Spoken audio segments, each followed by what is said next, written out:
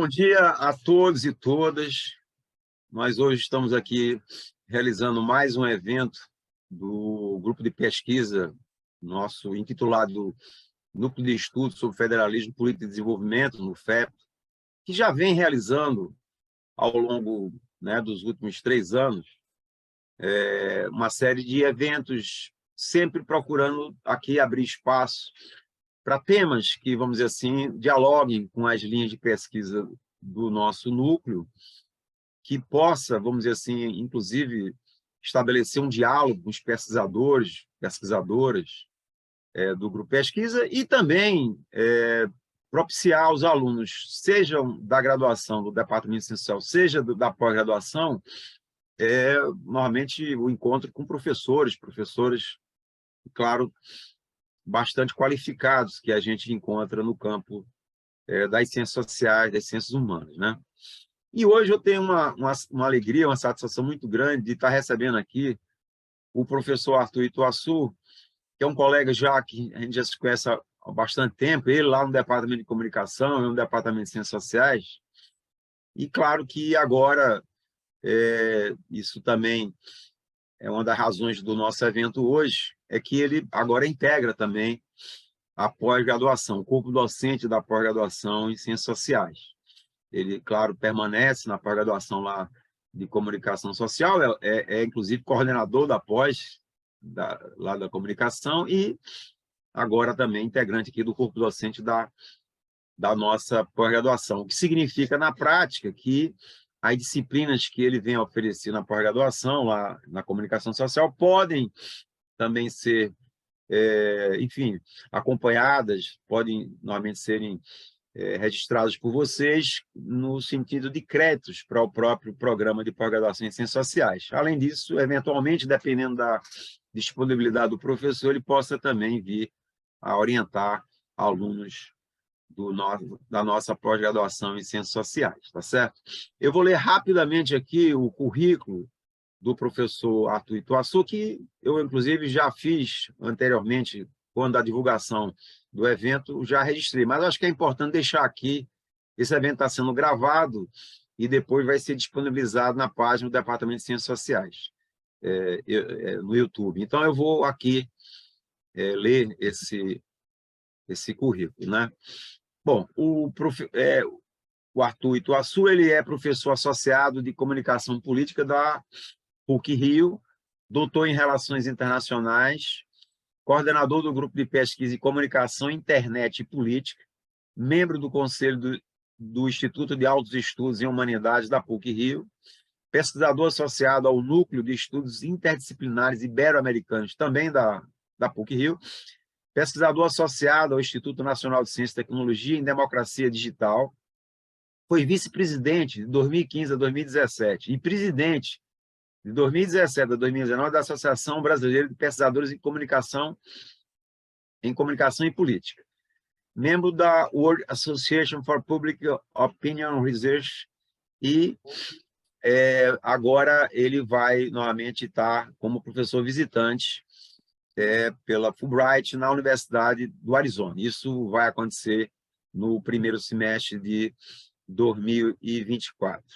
É claro que o tema que o professor Arthur Ituaçu vai nos brindar hoje, né, com a sua comunicação, esse tema intitulado Fake News, Equalização, Segmentação e Radicalização, Mídias Digitais e Democracia no Brasil e na América Latina, é um tema que, vamos dizer assim, é uma consequência de um trabalho já de muitos anos. Esse texto, essa reflexão, essa comunicação que hoje vai ser apresentada aqui, me parece, segundo conversei com ele anteriormente, é uma comunicação mais recente, ou seja, mas posso dizer a vocês que existem outros artigos em periódicos, enfim, trabalhos aí em congressos, enfim, onde o professor já venha se dedicando a esse tema. Não é, vamos dizer, aquele que, até pela relevância que o tema ganhou no mundo acadêmico e na agenda pública, esteja, vamos dizer, agora ingressando nessa discussão. Ele já faz esse tipo de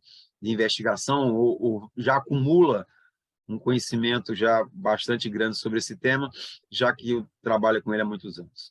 Eu apenas quis aqui fazer essa abertura, até para agradecer a presença do Arthur, e, vamos dizer assim, a partir de agora eu vou passar a palavra e vou deixar com ela agora a condução dos trabalhos da doutoranda Alessandra Monteiro de Castro, que é doutoranda do Programa de Pós-Graduação em Ciências Sociais da PUC-Rio e pesquisadora do NUFEP, né? Esse nosso grupo de pesquisa que hoje abriga esse evento. Então, Alessandra, também agradeço aqui a sua presença e tenho certeza que vai abrilhantar aqui os trabalhos. Passo a palavra para você.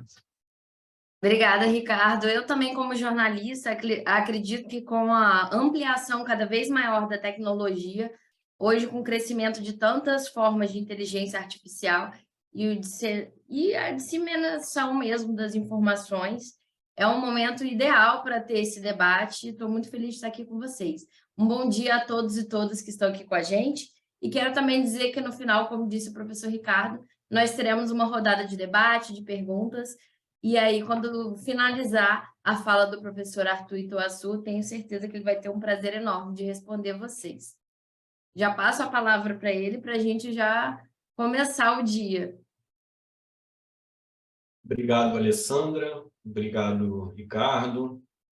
Obrigado a todas e todos pela presença. É um prazer estar aqui com vocês, poder apresentar meu trabalho, poder dialogar com vocês sobre as pesquisas que a gente anda fazendo. Eu falo plural porque são pesquisas no âmbito de grupo de pesquisa. Vocês, né? Eu tenho também pesquisa, estou trabalhando, então os trabalhos são bem coletivos, então tendo sempre a falar pesquisa que a gente está fazendo. Para mim, é um prazer poder ir nesse espaço, até por causa dessa recém-entrada, né? Me orgulho muito, né? Fiquei muito parecido fazer parte também do programa de Ciências Sociais da PUC, são com professores que eu já vejo e admiro. Arthur, só para desculpa, às vezes está cortando a sua fala, eu não sei se teria como, sei lá, se aproximar mais do microfone, enfim, só para que a gente não perdesse nada dessa sua comunicação, tá certo? Eu acho que, pelo menos no meu modo de ver, às vezes está cortando, eu não estou conseguindo entender completamente. Vê se agora está melhor. Troquei aqui. Está melhor? Agora está melhor? Ah, então ótimo. Que bom. Obrigado, Ricardo, porque realmente é ruim quando o áudio não está bom, né? Nesse ambiente. Mas então, eu estava comentando a minha especial alegria de poder dialogar aqui sobre o meu trabalho em função dessa minha recém-chegada no programa, né? No programa de Ciências Sociais. Fico muito feliz, fiquei muito orgulhoso de fazer parte de um quadro tão tradicional, de um departamento tão tradicional, de um programa tão tradicional da PUC, com professores que eu já conheço e o trabalho e vejo já há muito tempo. Então, foi um orgulho para mim, né, e vejo com muita satisfação essa chegada e esse evento da gente poder começar, né, a dialogar sobre o meu trabalho, né, sobre o nosso trabalho no grupo de pesquisas. De uma certa forma, isso para mim é uma honra e uma alegria, porque é uma forma da gente aprimorar também o que a gente faz. Eu vou compartilhar aqui a minha tela. Ok. Tudo bem? Vocês me ouvem melhor agora? Ok. Está perfeito, professor. Obrigado, Alessandro. Então, essa é uma apresentação que eu tenho feito, né, nos últimos meses, né? Eu fiz no colóquio de filosofia que teve sobre filosofia e tecnologia aqui na PUC, fiz para a Escola Superior de Guerra, foi uma experiência bem interessante, que eu apresentei esse trabalho para 80, 90 oficiais da Escola Superior de Guerra, e fiz recentemente no México, no congresso da World Association for Public Opinion Research, foi em Oaxaca, no México. Também fiz recentemente essa apresentação, que trabalha um pouco com algumas pesquisas recentes, alguns resultados empíricos, inclusive, do ponto de vista empírico, que a gente tem apresentado, discutido, né, debatido. Tá? Esse, para quem quiser, o Ricardo já me apresentou, mas tem o meu site, que é o ituaçu.com.br, meu sobrenome.com.br, onde está lá todos os artigos, eu tenho contatos, se não tiver o artigo, se tiver algum problema no link, me escreve, eu mando. Enfim, tem os livros que a gente organizou, está tudo lá. A gente funciona um pouco como o nosso arquivo do grupo de pesquisa, né, o site. Inclusive, as nossas atuações do ponto de vista na imprensa, sobre, enfim, as discussões recentes, até de regulação, inclusive, né? Isso ainda tem que constar. O que eu vou fazer aqui? Qual é a minha ideia? A ideia é fazer essa fala em 3 passos, né? Primeiro, vou apresentar rapidamente o projeto de pesquisa, esse projeto mais recente, quer dizer, é claro que está ligado a mais de 10 anos de pesquisa em comunicação política digital, né? Isso já desde que eu comecei no programa em 2011, né? Trabalhando com comunicação política digital, né? Mas esse é um projeto mais recente, quer dizer, recente do ponto de vista de 3, 4 anos já. E eu vou apresentar um pouco esse projeto, as pesquisas que a gente já desenvolveu, o que a gente está fazendo em andamento, né? E os resultados encontrados, que eu acho que é aí que é legal, porque, enfim, são coisas que a gente pode debater. Então, esse é o projeto de pesquisa nesse tema, né, de mídias digitais, eleições e democracia no Brasil e na América Latina. Então, a gente está propondo a construção de algumas metodologias para trabalhar de forma comparada, como no campo da comunicação política comparada, né? Tentando pensar do ponto de vista de consequências relacionadas com as mídias digitais para os processos eleitorais e as democracias na região. A gente tenta trabalhar nessa linha de consequências relacionadas com as mídias digitais. Aos pouquinhos eu vou explicar por que a gente enfatiza esse relacionado, de uma certa forma para tentar fugir um pouco de algum tipo de determinismo tecnológico, né? No sentido de que as mídias digitais determinariam mudanças específicas, transformações específicas. Eu acho que tem uma complexidade aí epistemológica, inclusive, que a gente pode discutir um pouco melhor. Então, esse projeto tem apoio do CNPq, tem esse grande apoio da CAPES, que é no programa de internacionalização da CAPES, o CAPES Print, tem o apoio da FAPESP também, e a associação, né, do Laboratório de Comunicação Política da Universidade Autônoma de Nuevo León e do Center for Latin American Studies na Universidade do Arizona, fazem parte desse projeto. Então, a gente trabalha primeiro com essa ideia de mídias digitais, que aí é importante a gente ter alguma noção da definição, né? Inclusive, para os engenheiros, né, tem um estranhamento aí, né? Que o digital seria supostamente em contraposição ao analógico, né? Mídia analógica e mídia digital, né? Mas quando a televisão, por exemplo, ela já é digital, ela não é analógica, né? Então, mas de uma certa forma o termo, né, que abriga mais, digamos, elementos de mídia digital, a gente tem usado a mídia digital, porque mídia social especificamente, aí a gente vai falar de LinkedIn, Facebook, né, Twitter, ok, mas o WhatsApp não. O WhatsApp já não é uma mídia social, né? Então, o chat GPT já não é uma mídia social e traz também consequências, enfim. Então, um pouco essa ideia de mídias digitais, inclusive incluindo, né, o jornalismo político digital, né, o G1, a Folha, enfim, o UOL.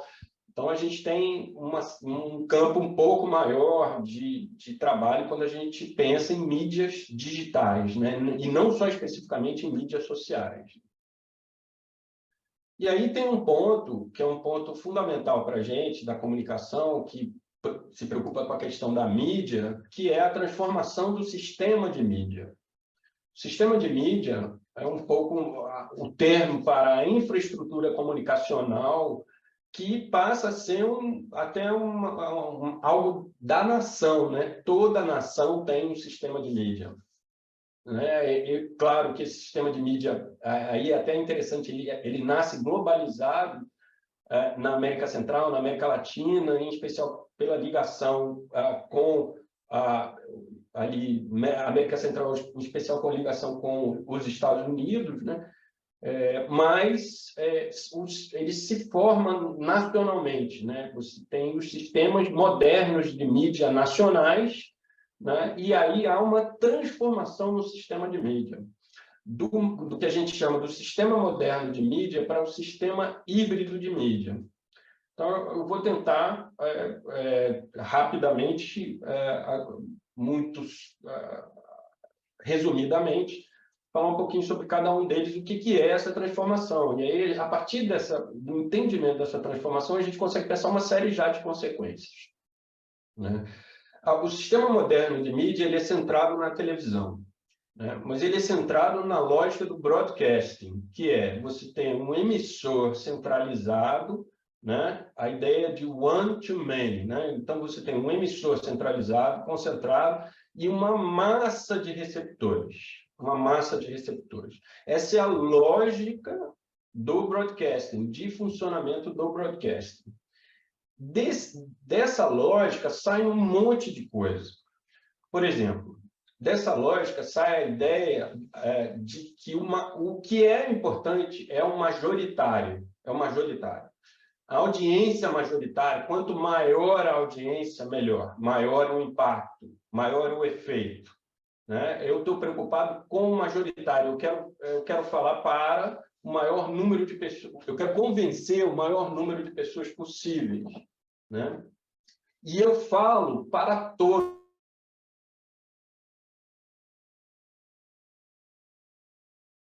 Podem saber o que eu estou falando e me identificar, né, como o falante nesse processo, né? Eu estou em público e eu falo para o público, né?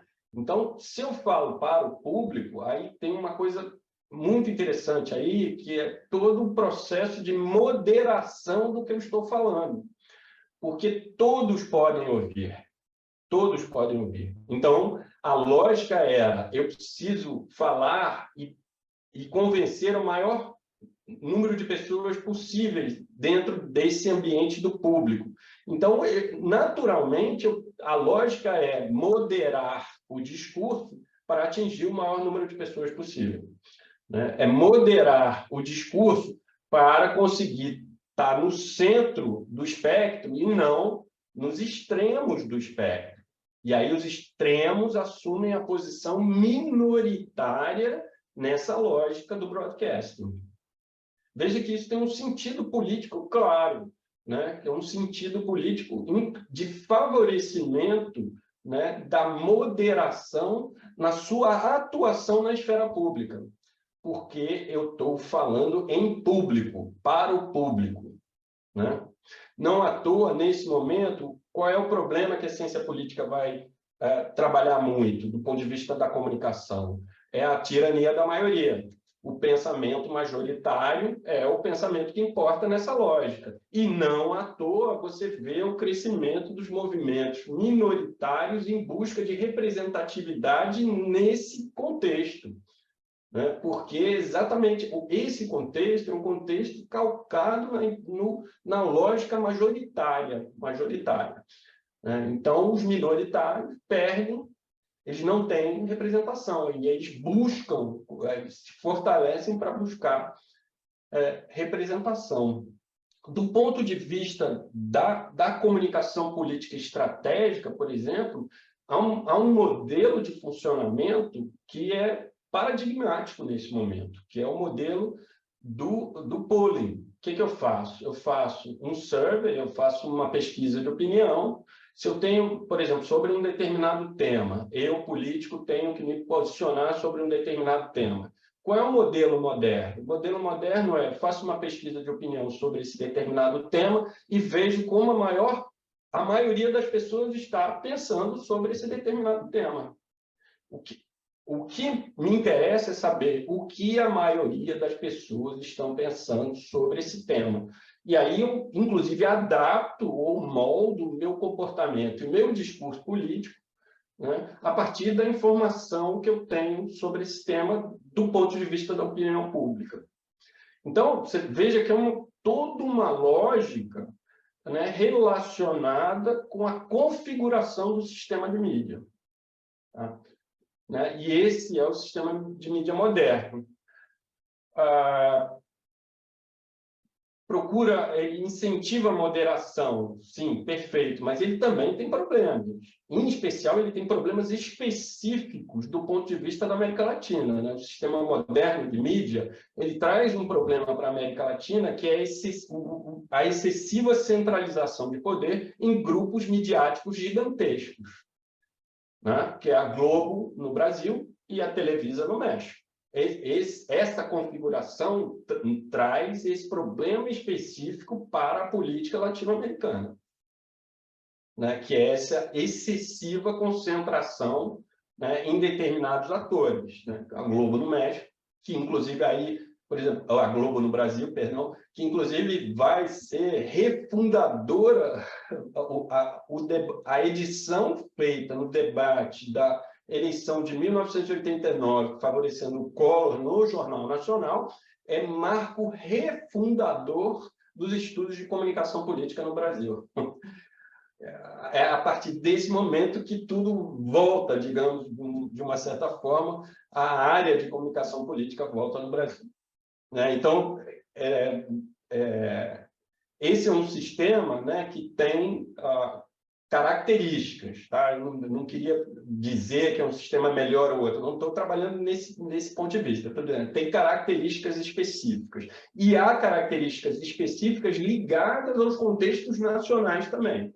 Né? Cada sistema de mídia é um sistema de mídia, que tem consequências diferentes para os seus contextos políticos. Né? Aí tem, por exemplo, o clássico, que é um livro do Halley Mancini, depois quem quiser a referência eu passo, que é o Comparative Media System, que vai dar início aos estudos comparados de sistemas de mídia. Tá? É bem interessante, tá? Essa linha de estudos que se inicia de estudos comparados de sistema de mídia. O que a gente tem hoje? Qual é a transformação? Aí tem um ponto que é muito interessante, importante de entender, é que o que é chamado de sistema híbrido de mídia, que é o termo hoje mais consagrado na literatura de comunicação política digital, é um termo do professor Andrew Chadwick, que é um professor de inglês, que tem um livro que chama Hybrid Media System, tá? Já na segunda edição, primeira edição de 2017, segunda edição acho que já de 2019, e tem ganho notoriedade com esse termo, né, sistema híbrido de mídia. A ideia primordial que a gente tem que pensar é que digamos, o sistema digital ele não vem para substituir o broadcasting. Né? O que a gente percebe é o contrário, é uma complementação, é uma ambientação conjunta. Você tem os dois sistemas, digital e do broadcasting, funcionando no mesmo contexto, nos mais diferentes contextos. Né? Então, quando a Globo faz a transmissão dela na antena digital ou na TV a cabo, ela está trabalhando no nível de broadcast. Mesmo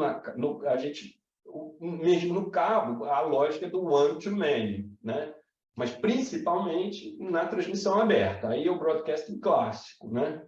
Isso convive hoje e tem relações específicas com o ambiente digital. Não, na verdade, não estão nem mais separados, né? É como se já vivessem em relação, né? Em comunicação. E o sistema digital traz uma outra lógica. Mas o que a gente tem no sistema híbrido é, digamos, a co-ocorrência dessas lógicas, e não uma lógica em substituição a outra lógica. Né? E a lógica do digital, da comunicação em rede, é a lógica aí de uma descentralização do polo emissor, não tem mais a centralização do polo emissor que tinha no broadcast, né? Isso é claro, uma descentralização, né? E há uma segmentação possível, é possível segmentar na comunicação digital. o que é o segmentar? A comunicação segmentada é algo que acontece no digital e não é possível no broadcasting. No digital, eu consigo criar um público específico e eu consigo enviar uma mensagem especificamente para esse público, que só esse público vai ver a mensagem ou só esse público vai conseguir saber que eu sou o responsável pela mensagem. E essa possibilidade, que é a possibilidade da comunicação segmentada, ela é específica do digital. E a comunicação segmentada, né, que é o princípio da comunicação em rede, né, ela não é pública, pelo menos pública do ponto de vista do broadcasting. Ela não é pública. E ela te permite, por exemplo, ser menos moderado do que se você estiver falando em público. Né? Qual era o medo de falar em público? O medo de falar em público era ter uma reação negativa que você poderia falar. Se você falasse algo, poderia ser negativo, determinados grupos sociais poderiam ficar horrorizados com o que você fala, e aí você teria um viés negativo no seu capital político. No digital, eu não necessariamente falo em público. Não necessariamente. É claro que eu posso falar em público. Quando eu tuito, eu falo em público. Relativamente, está todo mundo vendo o que eu estou falando. Mas o digital também me permite, não só no WhatsApp, mas nas mídias sociais também, no Telegram também, né, me permite criar um público específico a partir de dados que eu tenho sobre esse público. Né? Hoje se fala muito, por exemplo, do banco de dados do Partido Republicano nos Estados Unidos. Seria o maior banco de dados político de eleitores do mundo. Estaria aí em torno de 60 milhões de pessoas cadastradas, com seus interesses, com seu e-mail, com suas mídias sociais, eventualmente com a sua idade, com seus posicionamentos. E isso foi feito durante 8 anos, dos últimos, 4 anos do governo Trump. Já chegou muito grande em 2016, mas cresceu muito até 2020, com campanhas de doação generalizadas que o Partido Republicano faz, de campanhas temáticas de doação, né? Que ele chega no estado da Flórida, ou num condado específico na Flórida, e fala assim: você concorda com a escola sem partido? Aí, se você concorda, doe $5. $5. Doe $10. Não precisa doar muito dinheiro. Doe $5. Mas você não só doa os dólares, você doa todos os seus dados para o Partido Republicano. Você preenche um questionário, ele te pergunta, ele vai te perguntando quais são os seus interesses políticos, quais são os seus temas, né? Você tem mídias sociais, quer botar o telefone, quer botar o e-mail, e aí você faz um banco de dados. E aí eu consigo fazer uma comunicação criando um público por meio desse banco de dados, tá? E fazer uma mensagem moldada para esse público a partir dos dados que eu tenho desse público, desse mini público, né? Aí é um mini público específico. Isso é possível no digital. No broadcasting não era possível. A transição é o cabo, que faz a transição, um pouco faz o meio do caminho entre esses dois.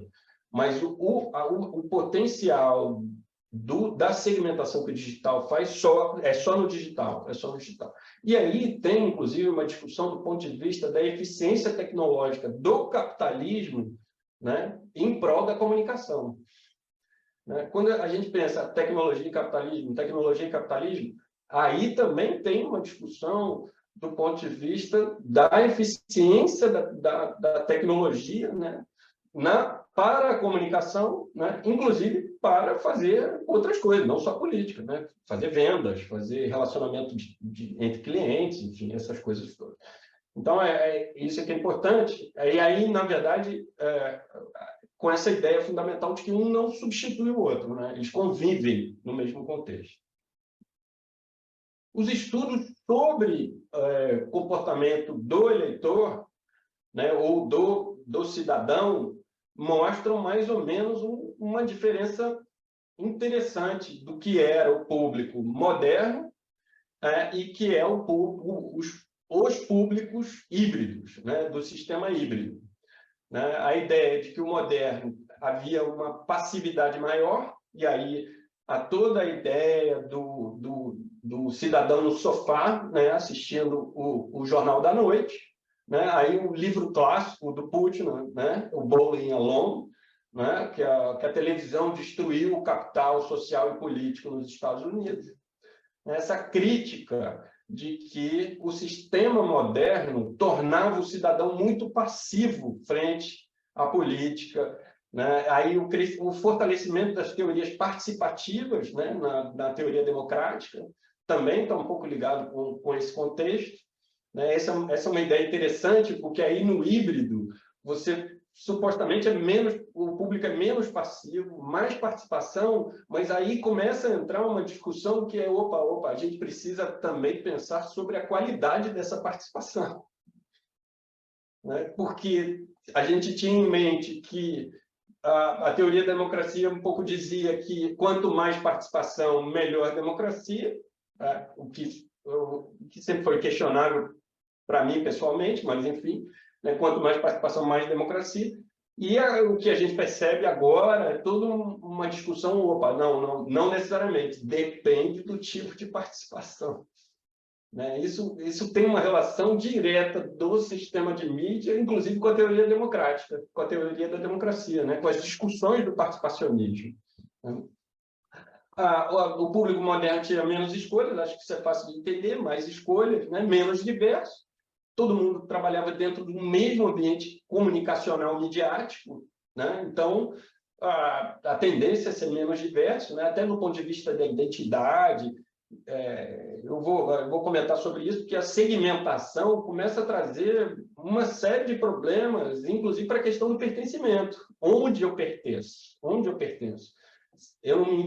Será que eu me identifico mais com aquele grupo digital do qual eu faço parte do que com as pessoas que estão ao meu redor fisicamente? Então, você começa a ter uma discussão, inclusive do ponto de vista de pertencimento, né? Menos volátil nas escolhas, e aí o híbrido supostamente mais volátil, né? Porque, enfim, muitas escolhas, aquela ideia que eu posso trocar fácil, do ponto de vista da escolha, mas não dos valores. Ao que parece, as pesquisas mostram isso, né, que o público no sistema híbrido é mais arraigado aos seus valores. E aí pode ser um tipo de reacionismo, né? É explicado como um tipo de reacionismo. Né? Reacionismo à complexidade que tem dos valores sociais contemporâneos. Né? Aí, claro, menos interação, mais interação. E aí não é à toa, quando veio a possibilidade da interação, né? Eu na época, 10 anos atrás, a gente olhava, poxa, interação, que coisa boa, os políticos vão poder interagir, né, com seus eleitores diretamente, o eleitor vai poder fazer uma pergunta, isso era uma coisa que era visto como uma coisa fantástica. Né? E aí hoje já tem toda uma discussão, mas vem cá, que interação realmente vale a pena? Está trazendo benefícios, não traz? Que consequências tem trazido? Né? Os comentários, em geral, nas mídias sociais e nos jornais estão de uma agressividade impressionante. Né? Então, isso envolve essa discussão sobre interação. Enfim, comunicação mais controlada, comunicação menos controlada, mais publicidade do ponto de vista do público, né? Eu falo para o público todo. Então, no híbrido, teoricamente, eu tenho um sentido de menos velocidade. Eu acho que dá para entender fácil também menos complexidade do sistema, mais complexidade do sistema. Então, aí o projeto de pesquisa vem como essa transformação afeta os processos eleitorais e a democracia na região. Né? Como essa transformação, que é uma passagem do sistema moderno para o sistema híbrido, afeta os processos eleitorais e a democracia na região. Do ponto de vista da comunicação, é uma pergunta absolutamente legítima. Né? Inclusive porque a transformação, a partir de uma perspectiva histórica, é uma transformação recente. Por exemplo, a gente tem um marco aí de que a comunicação política digital no Brasil mesmo, ela começa para valer em 2010. Isso não tem nem 15 anos. Então, do ponto de vista histórico, a gente está trabalhando com algo muito recente. Né? E aí tem uma questão aí que é como é que a gente entende a comunicação, né? Como é que a gente entende a comunicação? Porque a tradição, inclusive a tradição relacionada ao sistema moderno de mídia, é a tradição dos efeitos da mídia, que a gente chama dos media effects, né? Essa é uma tradição muito ligada ao contexto do sistema moderno de mídia, que era qual é o papel da ciência? O papel da ciência é entender os efeitos daquela mensagem. Então, tinha alguém centralizado ali no broadcasting, emitia uma mensagem, emitia uma comunicação. E aí, o que o cientista de comunicação deveria fazer? Qual é o efeito dessa mensagem no público? Essa tradição dos media effects, né? Hoje, no sistema híbrido, né, já há uma ideia, que a gente já pode pensar numa ideia epistemologicamente diferente, em que, no ambiente digital, nós compartilhamos realidades. A questão não é tanto o efeito da mídia, a questão é qual é a realidade que nós estamos compartilhando no ambiente digital. Então, é uma noção que trabalha a relação entre comunicação e cultura, que para nós da comunicação, essa é uma relação reflexiva, ou seja, a comunicação constrói a cultura e a cultura informa a comunicação. A comunicação constrói a cultura e a cultura informa a comunicação. Não há como comunicar sem cultura e não há cultura sem comunicação. E se há uma transformação na comunicação, há uma transformação na cultura. A ideia é essa. E se há uma transformação na comunicação política, há uma transformação na cultura política. Então, aí a gente começa a trabalhar numa coocorrência, né, numa relação coocorrencial entre comunicação política e cultura política. A comunicação política se transformando é também uma transformação das culturas políticas. É um pouco essa ideia. Essa é a perspectiva que a gente trabalha. Tá? Aí, do ponto de vista das pesquisas envolvidas, vou começar a entrar um pouco, talvez, aqui já rapidamente nos resultados. A gente publicou essa recentemente na Dados, né, que é com entrevistas semi-estruturadas com profissionais de campanha no Brasil, especialmente de campanha digital. A gente fez 34 entrevistas, algumas a gente teve que descartar, mas no final a gente fez algo em torno de 35 entrevistas com profissionais de campanha especializados em comunicação digital no Brasil, né? Entrevistas semi-estruturadas, mais ou menos de 1 hora, 45 minutos cada entrevista, um material gigantesco que a gente trabalhou depois as transcrições do ponto de vista de uma análise temática coletiva. A gente fez uma análise temática coletiva e trabalhou determinados temas, identificou determinados temas, né? O tema da fake news, por exemplo, a gente identificou, o tema da segmentação, a gente identifica determinados temas, e aí vai ver qual o significado que esses temas ganham, né, na percepção dos profissionais de campanha. Tá? Então, essa é um pouco essa pesquisa que foi publicada na Dados. E agora, essa mais recente, que foi publicada no International Journal of Communication, que faz a história das campanhas digitais no Brasil de 2010 a 2020. Né? Eu estava comentando que 2010 é um ponto considerado, né, um turning point, aí, um ponto inicial das campanhas digitais no Brasil. Né? Em 2010, aí você já tem o Plínio de Arruda Sampaio no Twitter, a Marina Silva no Twitter, o José Serra. Né? O Plínio ganhou muita notoriedade pública utilizando o Twitter em 2010. Em 2009, muda a legislação. Né? Em 2010, já faz com que os políticos possam usar as mídias sociais. Né? E, nesse momento, é engraçado, porque, nesse momento, a principal mídia social é o Twitter, não é o Facebook. O Facebook começa a partir de 2012 a ser hegemônico do ponto de vista das campanhas digitais no Brasil.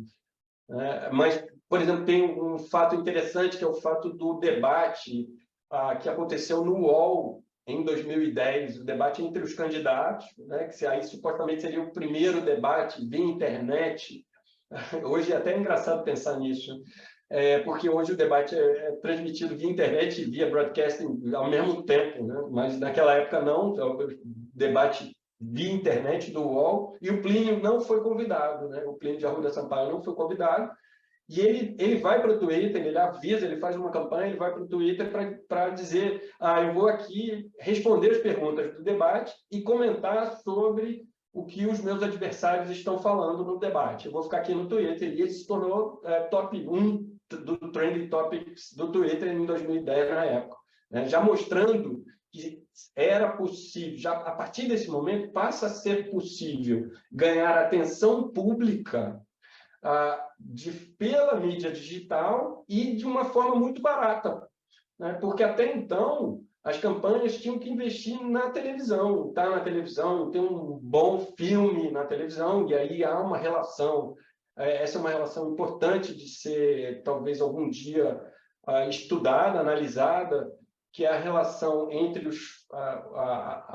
as hiperproduções para o HGPE e a corrupção no Brasil, né? E os casos de corrupção no Brasil, porque a gente passou a gastar um dinheirão com campanha de televisão no país, né? E em 2010, quando o Plínio chega, já tem aquela coisa, não está gastando nada, está usando a mídia digital, é um ator minoritário, que ninguém dava bola, mas que ganhou atenção pública. Não ganhou votos, não saiu de 2%, 3%, mas ganhou a atenção pública, né? Já é um prenúncio do que viria por aí, né? Então, vou comentar alguns resultados dessas últimas pesquisas, especificamente relacionado, claro, com o que a gente já vem pensando aí há mais de 10 anos em comunicação política digital, como o Ricardo estava comentando, né? Então, primeiro, essa coisa que a gente está chamando de naturalização das fake news, né?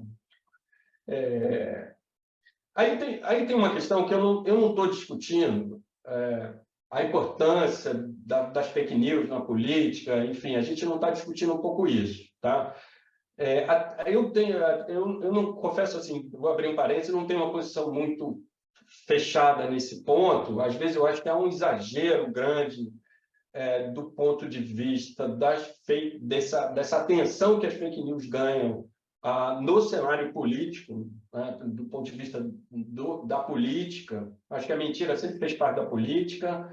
Acho que é muito difícil alguém dizer na política o que é mentira, o que é verdade. Esse é um poder muito grande, né? E ainda tem as questões epistemológicas sobre a verdade. Então, esse é um termo complicado, né? O que as fake news é um termo complicado, inclusive do ponto de vista de notícias falsas, né? Se a notícia, teoricamente, não seria falsa, mas, enfim, aí tem a discussão sobre desinformação, sobre misinformation, disinformation, enfim, esse é um debate enorme, mas aqui a ideia não foi trabalhar isso, aqui a ideia foi ver que significado que as fake news ganham, né, do ponto de vista de um operador de comunicação política digital no Brasil, que faz campanha digital, né? E o que a gente percebeu nitidamente é que a ideia de plantar uma notícia falsa, plantar algo falso contra o seu adversário já é um recurso estratégico das campanhas no Brasil, né? Primeiro, foi quase unânime que para fazer, né, se eu vou plantar uma notícia falsa sobre o meu adversário, por exemplo, ou acusá-lo de algo falso, eu tenho que ter uma estratégia. Não é pegar qualquer coisa e botar na mídia digital que vai funcionar e todo mundo vai acreditar, né? Há estratégias, há um pensamento. Aí teve um diz, não, eu boto primeiro, eu divido em 3 frases. Eu boto a primeira frase é uma verdade plena, a segunda frase é uma dúvida, já a terceira é aonde eu estou mentindo deliberadamente. O sujeito respondeu assim para a gente sobre fake news, né? Na terceira frase, é aquela frase que eu já estou mentindo descaradamente, né? E aí, então, eu preciso ter recursos humanos, pelo menos, e eu vou ter que canalizar meus recursos humanos para isso, e eu tenho que ter um trabalho de rede também, né? Eu tenho que investir nessa mensagem, para que essa mensagem tenha uma disseminação que me traga algum resultado na rede, né? Isso exige tempo e recurso e dinheiro, recursos humanos e dinheiro das campanhas. Como vocês devem saber, uma campanha trabalha com recursos escassos. Se eu invisto em alguma coisa, eu não estou investindo em outra, né? Quando eu invisto em algo, eu estou deixando de investir em algo. Então, o que nitidamente aparece para a gente é que o profissional de campanha hoje ele tem esse recurso estratégico na mão. E ele vai pensar se ele vai usar ou não, a depender do contexto, a depender do pleito onde ele está. Por exemplo, na eleição municipal de 2020, que foi o contexto da entrevista, ficou muito nítido que o maior medo das campanhas era uma fake news bem feita, bem disseminada nas vésperas do pleito. 2, 3 dias antes do pleito. E aí, quando você não tem uma capacidade de resposta para reverter qualquer dano à sua campanha, né? Qualquer dano à sua campanha. Então, esse é um medo gigantesco. Inclusive, já há a noção de que as próprias campanhas vão ter que monitorar fake news sobre os seus candidatos o tempo todo, né? E isso não só na campanha, né, mas dentro dessa ideia de campanha permanente, que a mídia digital também coloca essa questão da campanha permanente. Então, esse é um resultado que a gente tem colocado, né, de que já faz parte das campanhas, que a gente tem chamado de naturalização das fake news.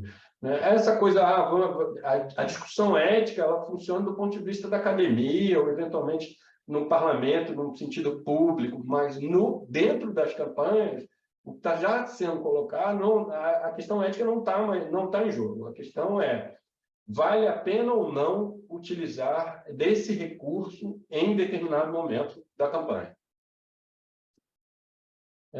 A segmentação como tendência, mais de 70% dos entrevistados colocaram a segmentação como a grande tendência da comunicação política no país, né?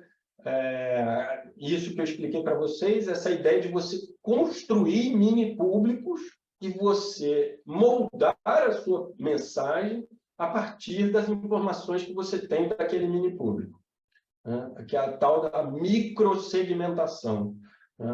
E aí, voltando à questão da tecnologia, né, aí no sentido da comunicação política, por exemplo, já se levanta a hipótese, né, de você ter a segmentação individualizada, né, o que aquele sujeito pensa e que mensagem que eu posso mandar especificamente para aquele sujeito. Né?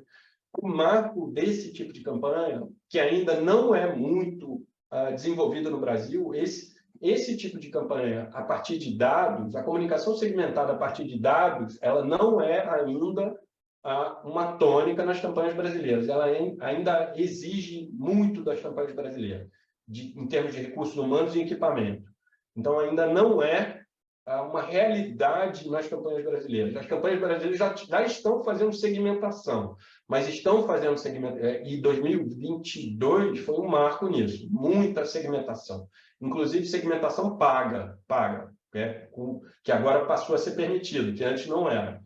Né? A segmentação em que você paga para a mensagem ter uma disseminação maior. Essa segmentação é sem dados, a gente vê nitidamente. O que as campanhas brasileiras estão fazendo é uma segmentação sem dados. Elas estão fazendo testes de segmentação. Né? Os partidos maiores nos Estados Unidos, o Partido Democrata e o Partido Republicano, já fazem, né, a segmentação com dados, que inclusive o marco disso é a campanha de 2016, Donald Trump. Né? Aí a chegada da Cambridge Analytica, o escândalo dos dados que foram utilizados, que são dados que não foram doados, né, pelas pessoas, enfim, isso já em 2016.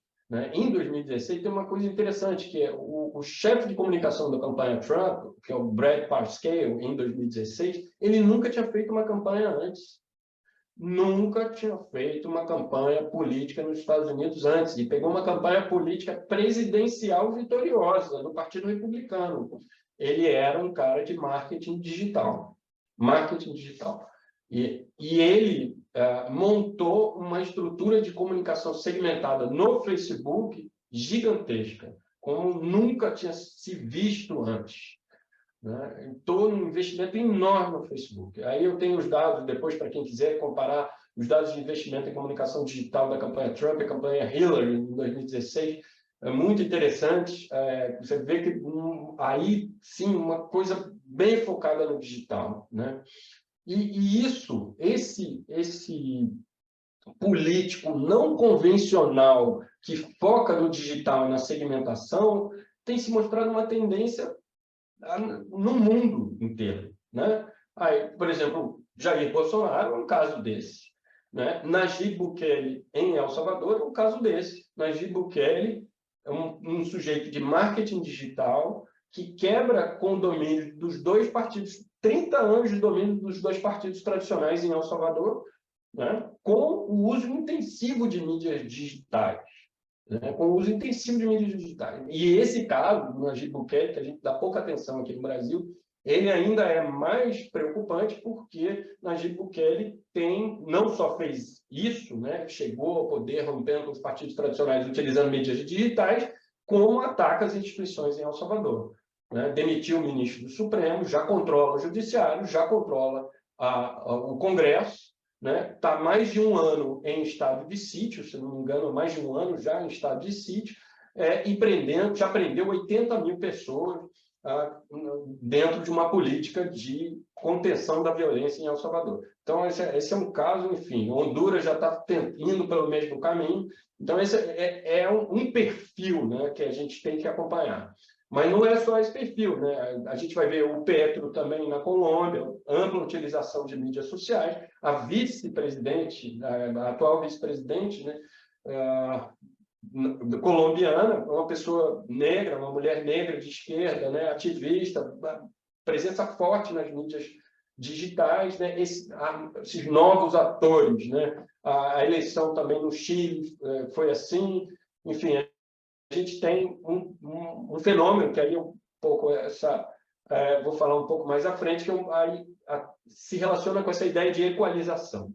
Mas antes de entrar na equalização, eu queria entrar nessa parte que a gente está levantando já no International Journal of Communication, que é essa parte de radicalização da política. E aí eu tô pensando um pouco radicalização no lugar de polarização. Enfim, eu entendo o uso do termo polarização de uma perspectiva não institucional na América Latina. Né? A polarização, por exemplo, que López Obrador gera no contexto político mexicano. Né? Aí você tem o anti-López Obrador e o pró-López Obrador. Né? O que talvez essa referência do antipetismo e do petismo no Brasil, né? Enfim, não sei. Mas a gente percebe que não há a ideia de dois partidos, né? Como seria o ponto de vista institucional clássico da polarização. Isso é uma coisa até que a gente pode discutir nesse ambiente, eu adoraria. Né? Porque, do ponto de vista institucional, me parece que a gente tem mais no Brasil um processo de radicalização do que um processo de polarização. Acho que a gente pode dizer que teve uma polarização para as campanhas presidenciais entre PT e PSDB entre 94 e 2014. Enfim, o que eu tenho, a sensação que eu tenho é que o termo polarização é um termo que cabe muito no contexto americano, que é um contexto todo fechado em dois grandes partidos e uma penca de eleições majoritárias disputadas por esses dois grandes partidos. Então, me parece que o termo polarização acaba sendo um termo exportado ou importado do contexto americano, e que talvez a gente tenha que pensar um pouco sobre ele, se ele é o termo adequado mesmo da gente utilizar em determinados contextos no Brasil e na América Latina. Então, aí não é à toa que nos Estados Unidos se fala de polarização afetiva, né? A radicalização da polarização, que aí entraria nesse ambiente de polarização afetiva. Mas para o contexto brasileiro, a gente está trazendo o termo radicalização. Né? Aí no sentido dessa concorrência da transformação na comunicação política e na cultura política. A gente trabalha a noção de radicalização a partir dessa perspectiva de transformação na infraestrutura comunicacional e na comunicação política e transformação simultânea na cultura política, gerando um processo de radicalização política.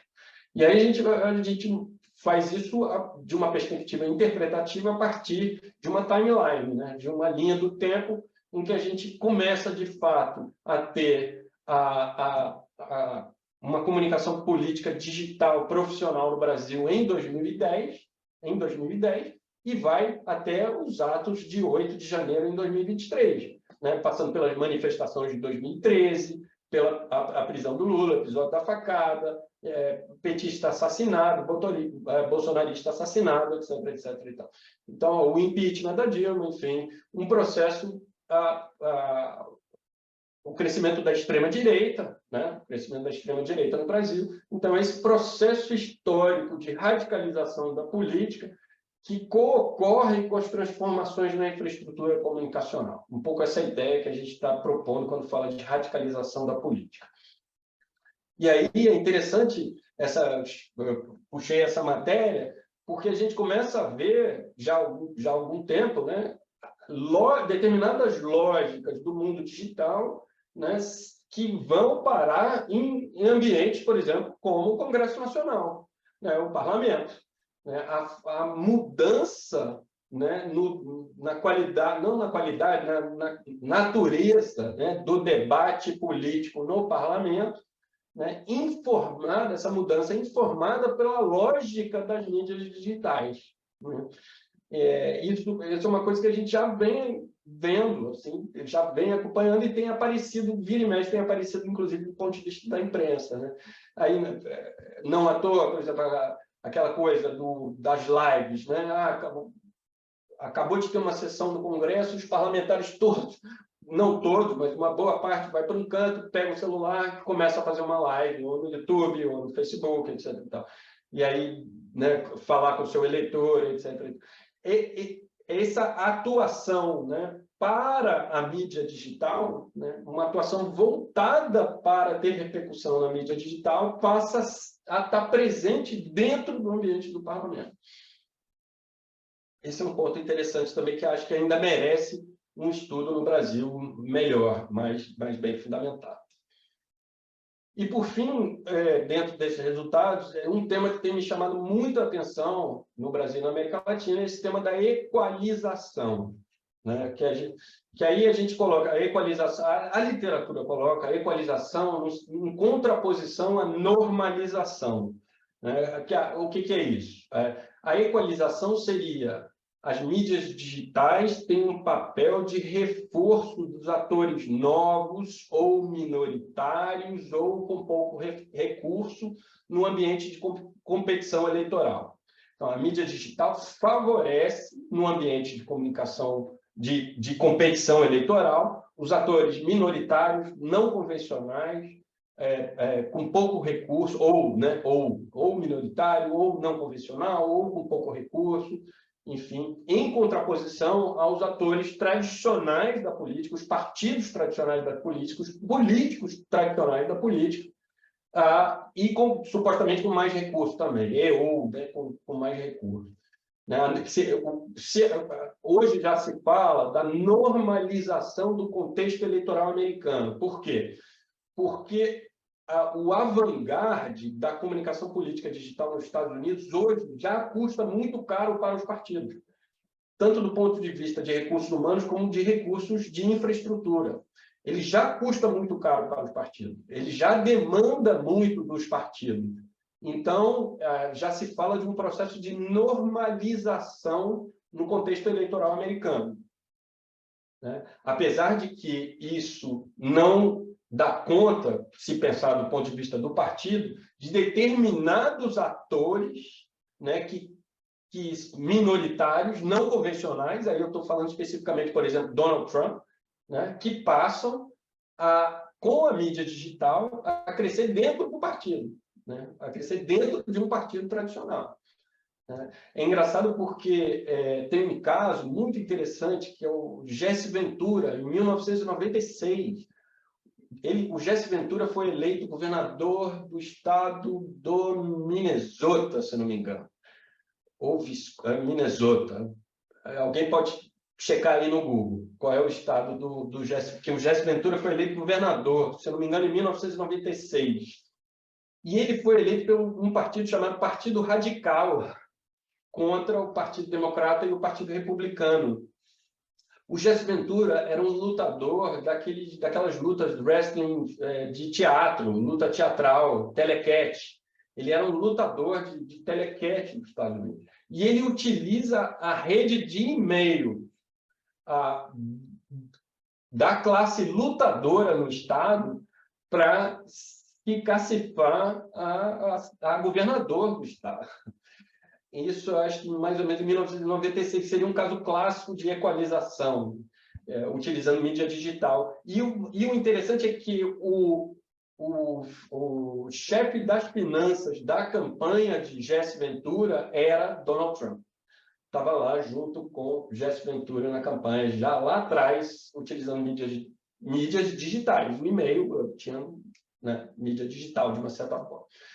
Mas aí, o que a gente tem percebido é um fenômeno da equalização. A gente tem tentado defender essa ideia de que há um fenômeno da equalização no contexto brasileiro hoje e que há um fenômeno da equalização também no contexto da América Latina. Mas da América Latina eu não trouxe ainda os dados, que é isso eu ainda vou fazer. Do Brasil, a gente está começando a levantar alguns dados já.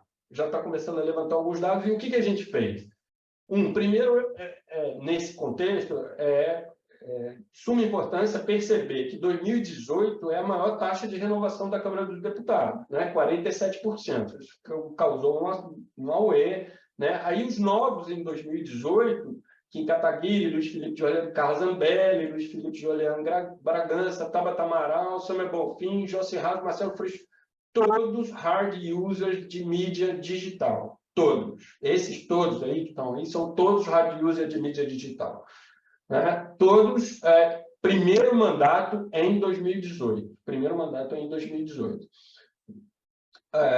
Inclusive, eu tenho um dado do PSOL, do crescimento do PSOL. O PSOL é um partido que utiliza muito a mídia digital e o PSOL cresceu mais de 300% no Congresso Nacional entre 2010 e 2020. Eu acho que eu tenho um número exato aí. Mais de 300%. A representação no Congresso Nacional, ao mesmo tempo que PSDB caindo. Aí entra aquela discussão sobre a concorrência de transformações na comunicação e na cultura. A gente não está dizendo que a mídia digital faz as pessoas elegerem Carla Zambelli, não é isso que a gente está dizendo. Né? Porque, de uma certa forma, simultaneamente ao desenvolvimento das mídias digitais na política brasileira, o que a gente vê é um grande descontentamento medido em surveys com os políticos tradicionais e os partidos tradicionais. Inclusive, isso está medido do ponto de vista da América Latina. É um grande descontentamento, um descontentamento generalizado com os políticos e os partidos tradicionais na região.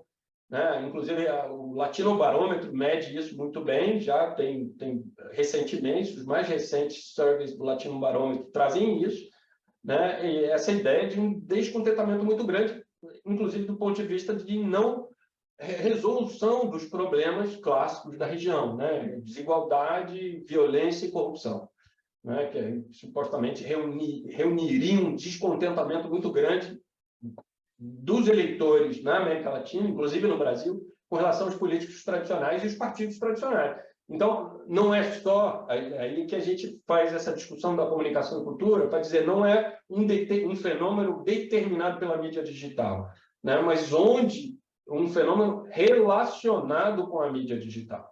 Relacionado com a mídia digital, mas que tem também outras variáveis no seu contexto, né? A taxa de renovação da Câmara dos Deputados em 2022 foi 39%. Aí, muita gente apareceu para dizer normalizou, saiu de 47% para 39%. Então, deu uma normalizada. Aí a gente acha que não.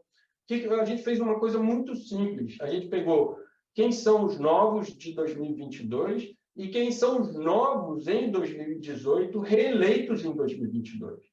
Porque aí a gente pensa num fenômeno do ponto de vista mais amplo, né, histórico, do que somente pontual no momento da eleição. A gente está vendo um fenômeno do ponto de vista longitudinal, né? inclusive. E aí a gente tem uma taxa de renovação muito parecida, 46%. Né? Só fazendo essa continha simples, essa bobagem. Né? E aí a gente começa a trazer alguns dados que aparecem. Né? Aí a gente está ainda do ponto de vista da estatística autoritária, que a gente fala, né? Que pegou os top 25. Né? Então, tem um certo...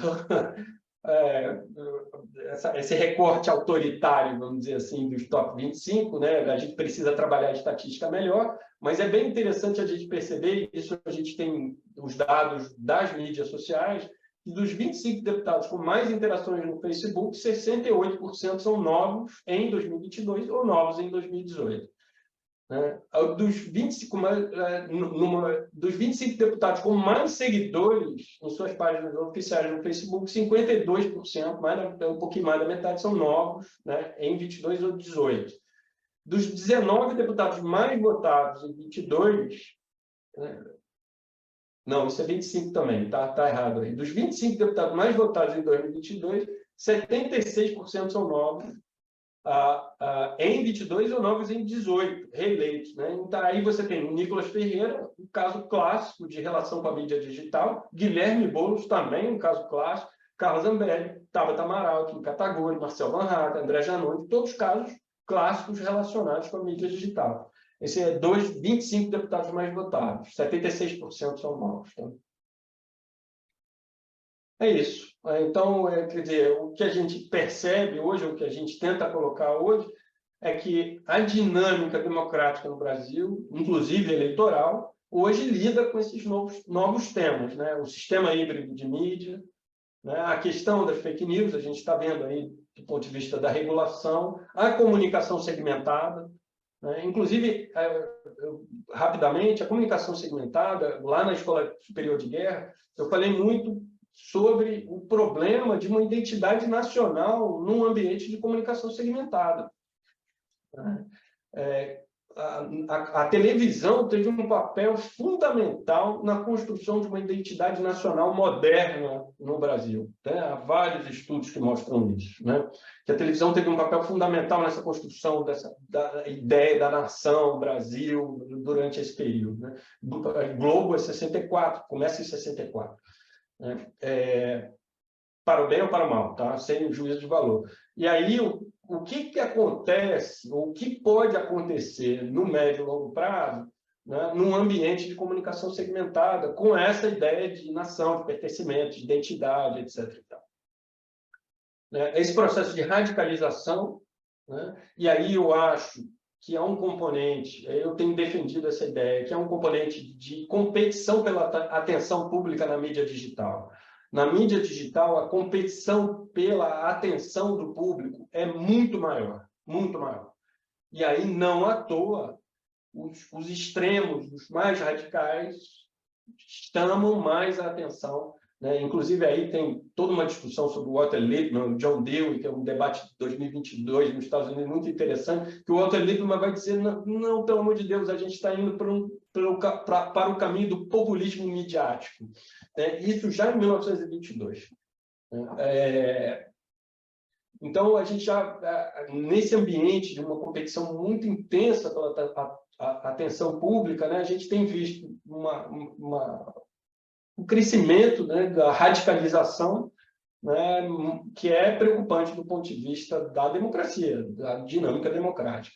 E o processo de equalização, né, esses novos atores, ou atores não convencionais, ou atores minoritários, ou atores com pouco recurso, que conseguem, né, competir no ambiente político de igual para igual com atores tradicionais mais estabelecidos, né, gerando esse processo de equalização. Né?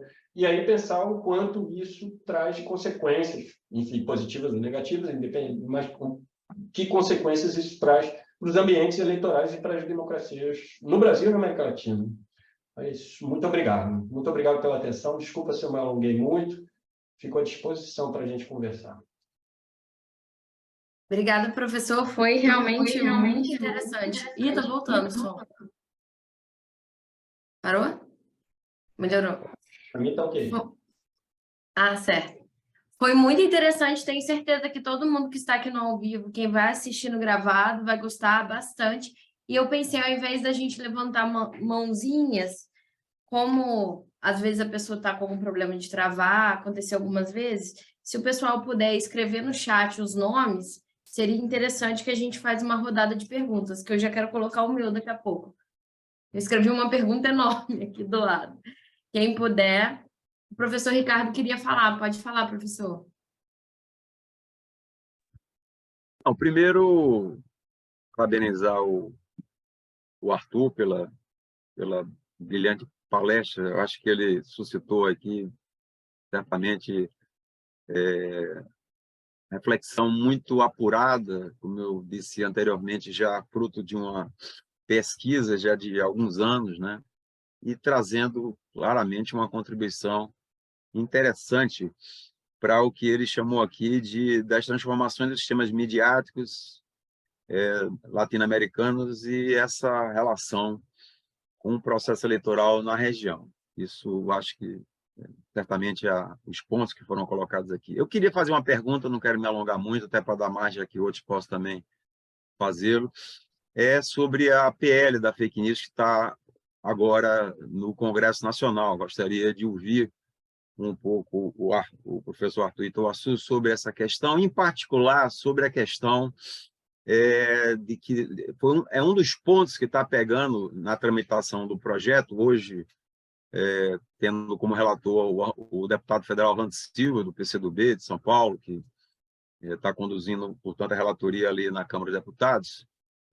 Lembro também que o senador Alessandro Vieira, a nível do Senado Federal, também já apresentou em 2020 um projeto e provavelmente já deu partida para essa discussão lá no Congresso Nacional. Mas o ponto que eu queria perguntar é o seguinte: a gente sabe que num processo eleitoral, e mesmo durante o processo político rotineiro, né, você tem a questão chave de quem é que vai estar, vamos dizer assim, observando essa questão das fake news. Então, um dos temas polêmicos desse projeto é justamente, inicialmente, a ideia era a criação de uma novo entidade a nível governamental para poder acompanhar e reagir à produção de fake news. E, me parece, mais recentemente, o deputado deixou isso de fora e passou a indicar a Anatel, a agência reguladora, como se lá fosse, normalmente, o fórum apropriado para, normalmente, essa regulação e reação com relação à produção de fake news. O que é que o Arthur acha sobre essa questão específica, tá certo? Ou seja, o projeto, claro, trata de muitos temas, mas especificamente sobre a questão do órgão regulador a nível, evidentemente, do Estado, se isso é um caminho que seja possível, né? Primeira pergunta, e se, vamos dizer assim, quais são as consequências para isso, imaginando os processos eleitorais. Poxa, Ricardo, muito obrigado. Mais uma vez, obrigado pela oportunidade de poder estar aqui dialogando com vocês e obrigado pela pergunta. Olha, eu tenho muito receio, Ricardo, da regulação das fake news, dessa ideia de regulação das fake news. Tenho muito receio da criação de uma agência específica sobre isso. Desde o início, eu tenho dito que eu acho que isso não é tema de governo, apesar de eu achar que é tema de Estado, eu acho que a questão das fake news não é tema de governo. Acho que o governo, por exemplo, não teria que se meter nisso, né? Tenho muito medo da ideia de um governo que diz o que é verdade e o que não é verdade na política, ou alguma agência que faz isso do ponto de vista partidário. E nesse ponto, enfim, eu tenho uma série de receios. Mas, ao mesmo tempo, me parece que a gente tem uma situação em que começar a regular é melhor do que não regular nada. Eu acho que o que a gente tem hoje, especialmente do ponto de vista do discurso antidemocrático, aí eu acho que, por isso que eu digo, na minha posição pessoal, é que a preocupação está errada. A preocupação não é fake news. A preocupação deveria ser o discurso que ataca os procedimentos da democracia. O discurso antidemocrático que prega, né, a derrubada da democracia, esse eu acho que esse discurso tem que ser combatido. Além dos problemas, isso a gente está falando do ponto de vista político, né? Fora os problemas do ponto de vista da saúde, né, das escolas, que aí eu não vou nem entrar nessa seara, porque isso eu não entendo, né, como fazer. Mas, do ponto de vista político, eu acho que, que são os limites da liberdade de expressão, né? E eu acho que há um limite da liberdade de expressão aí que tem que ser mais trabalhado, que é o discurso antidemocrático, contra os procedimentos. Não pode, um presidente não pode ir para a mídia digital e falar contra o sistema eleitoral. Isso é uma coisa que não pode. O político não pode fazer isso. Você não pode ter uma disseminação, vídeos dizendo que o sistema eleitoral está fraudado, enfim, sem provas, sem nada. Eu acho que esse tipo de coisa tem que ser rechaçado. Eu preferiria que isso fosse rechaçado do ponto de vista da narrativa. Seria o melhor dos mundos. Mas isso não tem sido viável do ponto de vista das instituições. A gente sabe, as instituições estão muito devagar frente à dinâmica do mundo digital. Então, por exemplo, a minha equipe, ano passado, trabalhou para o TSE. A gente, basicamente, trabalhou para o TSE, enviando coisas, especificamente o discurso antidemocrático, para o Tribunal Superior Eleitoral durante o pleito. Porque eles não têm, igual a gente, tinham 3 ou 4 laboratórios no Brasil, porque eles não têm capacidade, inclusive não tem nem jurisprudência, né? A gente viu uma série de exageros, algum juiz dizendo, do Supremo, uma juíza falou, né, não pode chamar o cara de corrupto, porque o cara não foi condenado. Mas peraí, como que eu não vou chamar o cara de corrupto? Eu posso chamar, numa disputa política, eu vou ser um corrupto. Senão, como é que vai fazer? Né? Vai só apresentar proposta? Né? Isso não é realista. Né? Então, eu tenho muitos receios, mas eu preferiria a ideia de que a gente iniciasse uma regulação e a gente tentasse, pouco a pouco, aprimorar essa regulação. Por quê? O Brasil fez um caminho muito interessante, que é um caminho de vanguarda, que é da construção do Marco Civil da Internet, que foi aprovado. Né? Houve um processo de deliberação pública, a gente fez estudos sobre esse processo de deliberação pública, tem uma tese de doutorado sobre esse processo, de uma doutoranda minha. Esse foi um marco participativo, deliberativo e uma lei muito de vanguarda na época, mas é uma lei que não responsabilizava as mídias sociais. É uma lei que, pelo contrário, dizia que não é responsabilidade das mídias sociais o conteúdo disseminado em seus ambientes. Hoje, o que a gente já tem uma percepção de que, tudo bem, a mídia social, o Facebook, o Twitter, o Google, ele não produz o conteúdo, mas ele recomenda. Ele recomenda o conteúdo. E ele tem que ter responsabilidade sobre o que ele recomenda. Ele não pode não ter responsabilidade, a nosso ver da comunicação, ele não pode não ter responsabilidade sobre o que ele recomenda. Então, se ele recomenda, ele tem responsabilidade. E é essa responsabilidade que está sendo colocada na Europa, na Alemanha, e que eu acho que tem que ser colocada no Brasil. Professor, temos mais 4 perguntas. Eu pensei dividimos em 2 rodadas, pode ser? A gente pega as 2 primeiras e depois as 2 últimas, e se alguém mais nesse meio tempo, aliás, quiser participar. O Arthur Costa está escrevendo aqui no chat, a primeira pergunta é dele. Se ele ainda tiver tempo e quiser falar, eu vou pedir para todo mundo que for falar, como o professor Ricardo disse no início, se puder ligar a câmera, se não der, tudo bem. Se apresenta, fala se está na graduação, no mestrado, no doutorado, e pode fazer a sua pergunta. E a gente faz esses 2 blocos, ok? Arthur Costa é o primeiro e depois é José Roberto. Bem, eu sou aluno de graduação de Ciências Sociais, e a pergunta que eu queria fazer é com relação a isso que o professor apresentou sobre microsegmentação na publicidade e tal. Eu vi um dado recentemente aí do NetLab da UFRJ que a Meta tem 90% da renda dela ligada à publicidade. Essas empresas Big Techs, a Google também, se não me engano, era 80 e poucos %, porque ela é uma empresa um pouco mais diversa, né? Ele se baseia em publicidade. Isso, somado a atores, sejam da política institucionalizada ou não, gera pessoas com grande ingerência na opinião pública, porque você pode encaminhar o debate público para um lado ou não a partir de microsegmentação de publicidade. essas empresas são globais. Cabe na nossa legislação a gente forçar essas empresas a serem sediadas aqui para serem diretamente responsabilizadas? Cabe a gente proibir publicidade microsegmentada, por exemplo? Isso é um caminho a ser discutido? Agora a pergunta do José Roberto, por favor.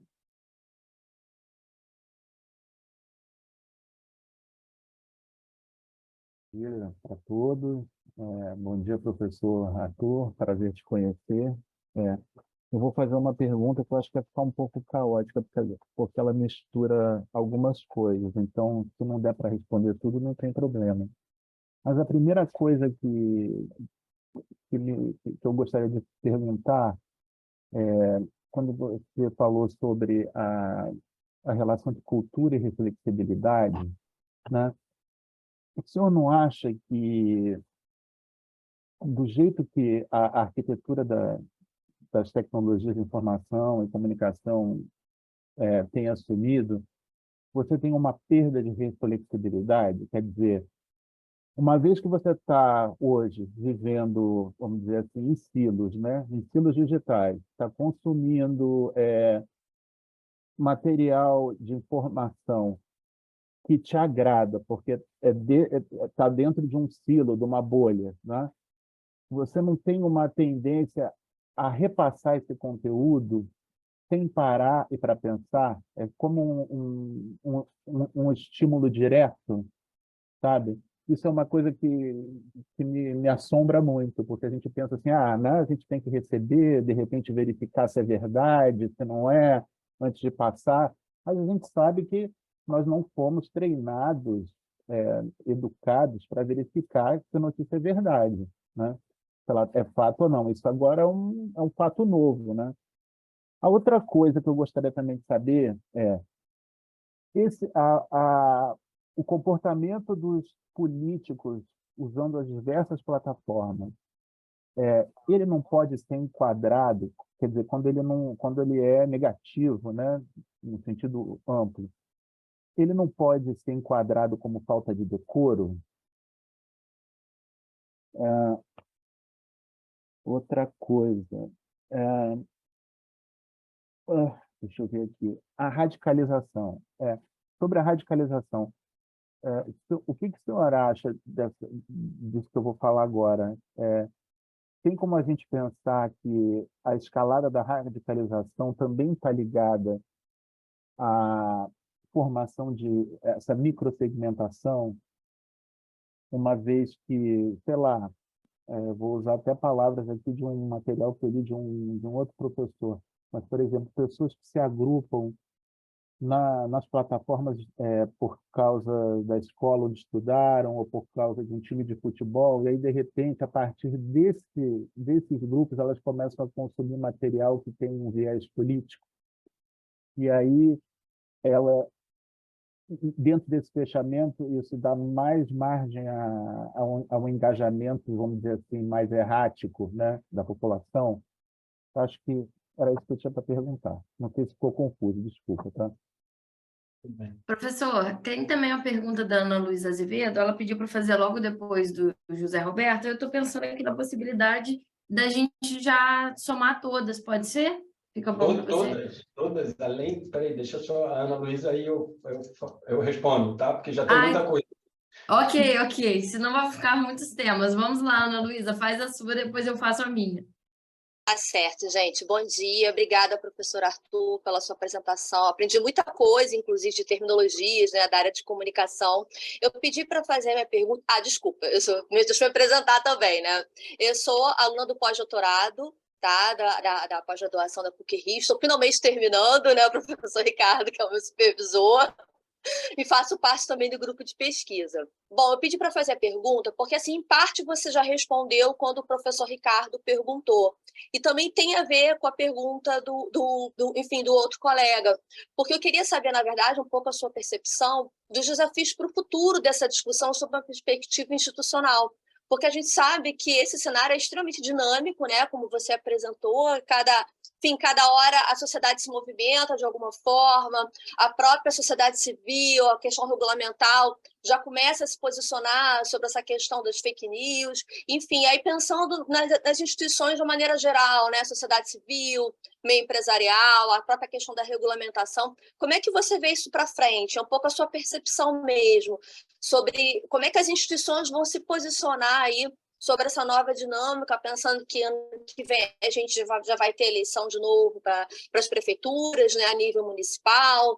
Enfim, em breve, eu acredito que essa discussão, é a minha percepção, pelo menos, eu queria também a sua opinião técnica, né, do assunto, de especialista do assunto, que isso é extremamente dinâmico e que, de alguma forma, as instituições, tanto a nível governamental, enfim, como meio empresarial, sociedade civil, está começando a se posicionar sobre isso. Eu queria um pouco a sua percepção aí, pensando para o futuro. Eu sei que muita coisa você já respondeu, mas só para complementar aí a pergunta dos colegas, é isso. Obrigada.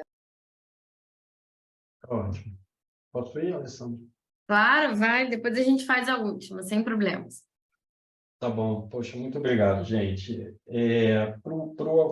Começar pelo Arthur, né, que falou da microsegmentação, da publicidade, bom, da representação no Brasil. Bom, do ponto de vista jurídico, daí era melhor consultar o Supremo, mas o que o Supremo diz é que se tem uma representação no Brasil, não precisa estar a empresa aqui, tem um representante, que é quem o Supremo, né, aciona. Né? Isso tem acontecido, né, com o Telegram, com o WhatsApp, com o Facebook, com o Twitter, inclusive eles têm se reunido no Supremo, né?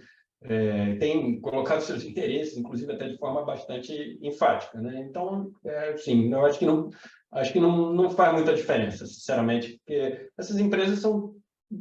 O mundo digital é transnacional, né? Não adianta, vou trazer a empresa para cá, não faz muito sentido, né? Não faz sentido.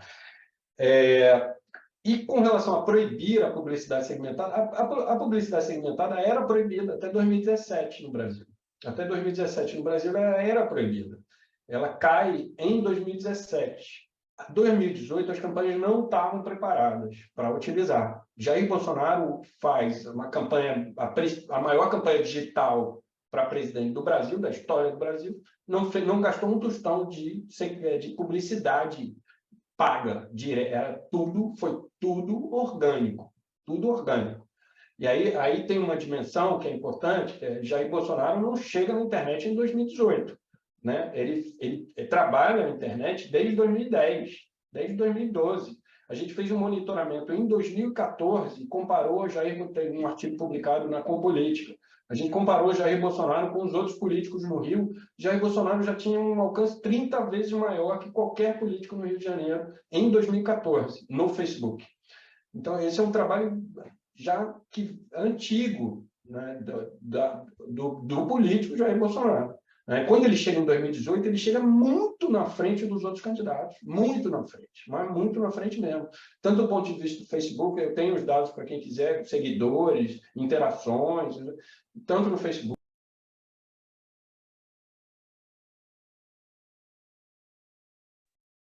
Seu microfone fechou, voltou. Eu esbarrei aqui. Eu falo com as mãos, aí eu esbarrei.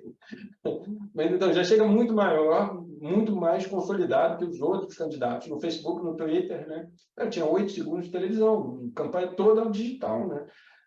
O que não significa que transformou para sempre as eleições no Brasil, que a televisão não importa mais. Eu não trabalho desse nível. Eu acho que é um contexto específico, que é o contexto de 2018. Né? Tem que ser analisado dentro do contexto de 2018. Né? Mas, sim, chega muito mais forte que os outros candidatos e ainda teve o complemento do WhatsApp, que nunca foi utilizado numa campanha no Brasil como foi em 2018.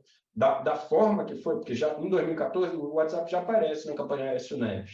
Né? Inclusive, tem um dado interessante, que a campanha Aécio Neves foi uma campanha que investiu muito no mundo digital em 2014. Muito mais, inclusive, que a Dilma.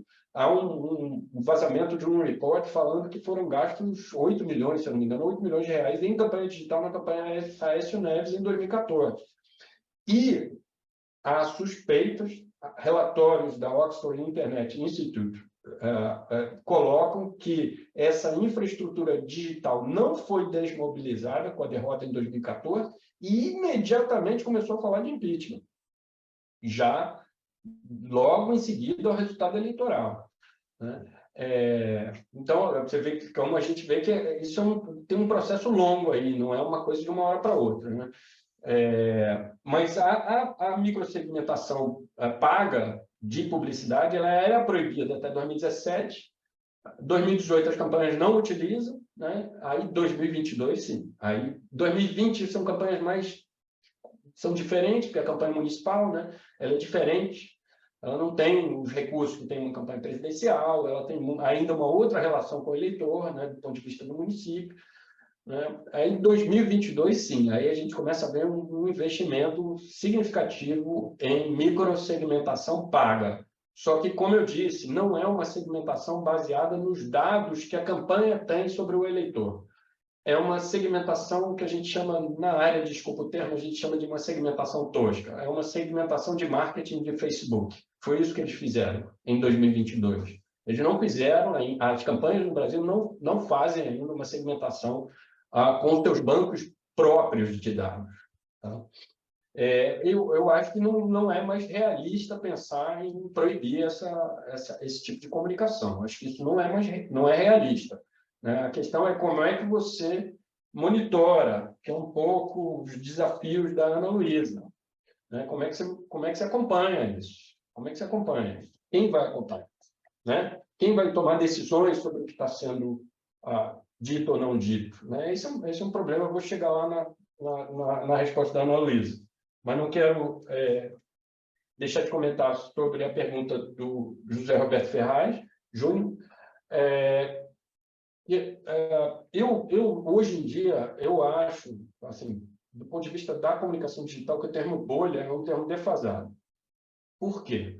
Porque o termo bolha, ele se refere muito a um leque informacional, né? A ideia de que eu recebo informações que eu quero receber, né? Eu tenho um leque informacional restrito. O que a gente vê mais hoje, do nosso ponto de vista, é essa ideia de compartilhamento de realidade. Vou dar um exemplo. Né? Eu sou uma eleitora de Donald Trump nos Estados Unidos em 2016 e eu tenho um monte de seguidor à minha volta, eleitor de Donald Trump em 2016. E a gente compartilha mensagens. Se um desses meus amigos do Facebook, né, aí um amigo meu do Facebook me compartilha uma mensagem de que o Papa está apoiando a campanha Trump. O que aconteceu em 2016. Foi compartilhada mais de 1 milhão de vezes no Facebook. Né? Uma notícia falsa de que o Papa estava apoiando a campanha Trump. Se eu, dentro de uma rede, eu olho, o meu amigo, que eu admiro, que tem posições semelhantes a mim, está acreditando como verdade. O outro amigo aqui do meu lado também tem isso como verdade. O outro amigo aqui do meu lado também tem isso como verdade. Por que eu não vou ter isso como verdade ao fazer parte do mundo que eles fazem também? Eu imediatamente vou ter aquilo como verdade e imediatamente eu compartilho aquilo como verdade.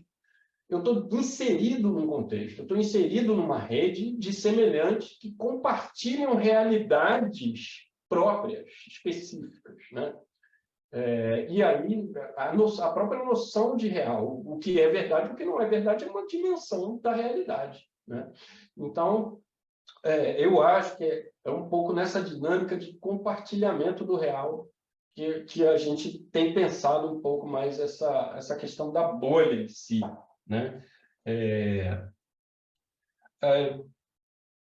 Sobre a questão da falta de decoro, aí eu não sei um aspecto jurídico, se cabe. Eu acho que sim, assim, vou dar uma opinião só, que muitas vezes no Brasil é isso, as coisas para acontecerem tem que criar uma nova lei. Né? Às vezes a gente já tem as leis, mas não utiliza as leis e acaba criando uma nova lei para lidar com o problema. Mas, enfim, não sei se entraria aí ou se tem vontade política de trabalhar a questão da falta de decoro como um regulador do comportamento da mídia digital. Agora, certamente, se você entendeu da minha fala uma relação entre radicalização e segmentação, eu fico feliz, porque era exatamente o que eu queria fazer. Para mim, há nitidamente uma relação entre segmentação e radicalização, que é, digamos, relacionada à transformação do sistema midiático. No sistema midiático anterior, onde não havia segmentação, o incentivo era para a moderação. O político era incentivado à moderação, a falar para o público em geral. Ele não vai falar ali uma atrocidade, porque se ele falar uma atrocidade, ele perde todo mundo. O incentivo no sistema moderno era para a moderação. E na segmentação, me parece que o incentivo é para a radicalização. Mas isso são coisas que a gente ainda está estudando e vendo o que vai acontecer. Ana Luísa, os desafios são enormes. Eu acho que a gente vai ter que ficar muito de olho nos atores, porque hoje você tem uma complexidade enorme de interesses envolvidos. Por exemplo, há uma certa... Digamos que haja uma boa parcela que acredita que tem que regular, mas não se entende sobre como regular. Nem essa parcela que compartilha a ideia de que tem que regular se entende sobre como regular.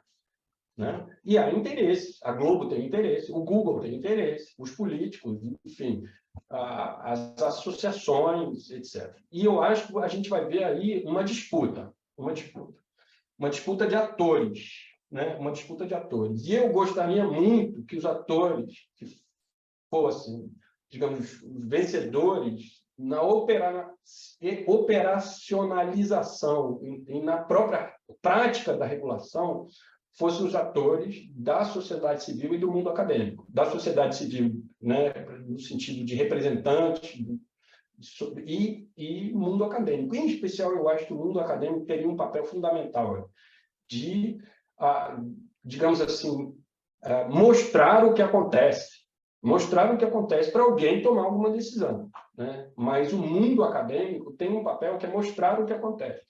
Porque o problema é que a disputa é por controle, né, da mídia digital. Hoje, o que se quer é controlar. A gente tem medo. Qual é o interesse do PT na mídia digital? O interesse do PT é um interesse partidário. Eu não acho que não é nada... é uma lógica do partido. Né? O partido tem um interesse na mídia digital, que é o interesse do partido, natural. Né? E outros também vão ter.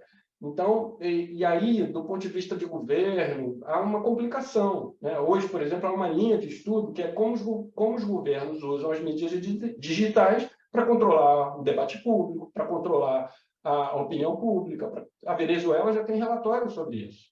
O governo Maduro faz campanha, tem uma infraestrutura digital montada e faz campanhas, inclusive utilizando robôs, né, de agendamento público, de campanha de comunicação política durante o processo eleitoral, apoiando determinados candidatos contra outros candidatos. Já há relatórios sobre isso. Né? Isso na China o governo já faz, no Irã já faz, né? Em El Salvador já faz. São os governos montando infraestruturas de comunicação digital em seu próprio benefício. Né? Então, aí, porque tem uma coisa que são os partidos em competição eleitoral, ok, mas aí governo, será que é legítimo o governo fazer isso? Essa é uma pergunta. É legítimo o governo fazer isso? Né? É legítimo o governo ter uma infraestrutura de comunicação digital para manipular o debate público? Essa é uma pergunta. Então, eu acho que esses são os desafios que a gente tem aí pela frente, no sentido dessa disputa de atores. Né? E há atores muito pesados envolvidos. As próprias mídias sociais, né? A Globo, né? O governo, atores muito fortes envolvidos nisso. O ideal, do meu ponto de vista, é que esses atores todos saíssem daí e que a universidade, os institutos especializados em comunicação digital tomassem um pouco de conta desse negócio. Só que eu tenho dúvidas sérias se é isso que vai acontecer. Professor, vou para a última pergunta, que é minha, sobre essa parte da descentralização da mídia. Eu, como jornalista, trabalhei um tempo na Band News, na rádio, ainda com o Ricardo Boechat, que estava vivo ainda, e ele falava algo que ficou muito na minha cabeça e senti uma conexão muito grande com o que a gente está falando agora. Ele achava incrível a novidade de hoje cada um ter o seu próprio celular e até mesmo o ouvinte poder produzir um conteúdo e produzir uma informação. Todo mundo é repórter, como se fosse dessa forma. Só que ali, como uma mídia, a gente conseguia receber essa informação, apurar e trabalhar e perguntar às pessoas em volta, ver um vídeo e tentar descobrir um pouco mais. Porém, quando se trata do que a gente vivencia hoje, principalmente em campanhas políticas, não necessariamente isso vai acontecer, esse tipo de apuração. Por isso, eu queria quase uma opinião, mas muito embasada com o que a gente está falando aqui, em relação a essa parte dessa democratização do acesso e da produção de conteúdo também. Até que ponto isso também atua na política e acaba disseminando fake news, porque a pessoa realmente não tem uma formação em jornalismo, não sabe como apurar, não sabe a quem perguntar e nem quer ter esse trabalho, muitas vezes, claro, porque não é parte do trabalho dela. Então, com isso que todo mundo pode, até mesmo no YouTube, quando você vai fazer uma live, está ali, broadcast yourself. Como todo mundo pode produzir o seu próprio conteúdo, até que ponto isso também gera esse problema. O José Roberto está pedindo para fazer mais uma pergunta. A gente pode fazer, dá tempo? Eu acredito que sim. Pode fazer. Posso colocar, professor, o José Roberto para mais uma pergunta? E quero também destacar que no chat a gente teve várias participações comentando e agradecendo a apresentação, gostando da apresentação, falando sobre a importância desse tema e da forma como foi trazido também. Pode falar, José Roberto, por favor.